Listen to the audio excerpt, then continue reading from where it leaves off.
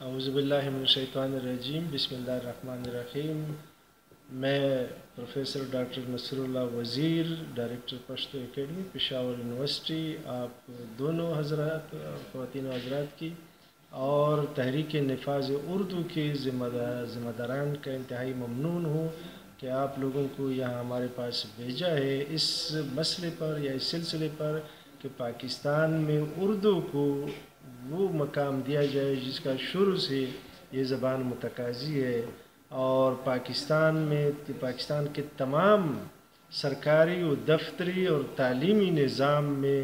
اردو کو رائج کیا جائے، اور یعنی تعلیم، دفتری امور، سرکاری امور اور عدالتی نظام میں اردو کو ہی نافذ کیا جائے۔ اس سے نہ صرف ہمارے ملک کی وحدت اور یکساں آپس میں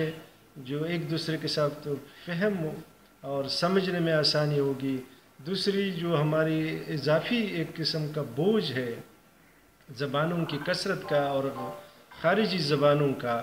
اس میں ہمارے لیے آسانی پیدا ہو جائے گی۔ لہٰذا میں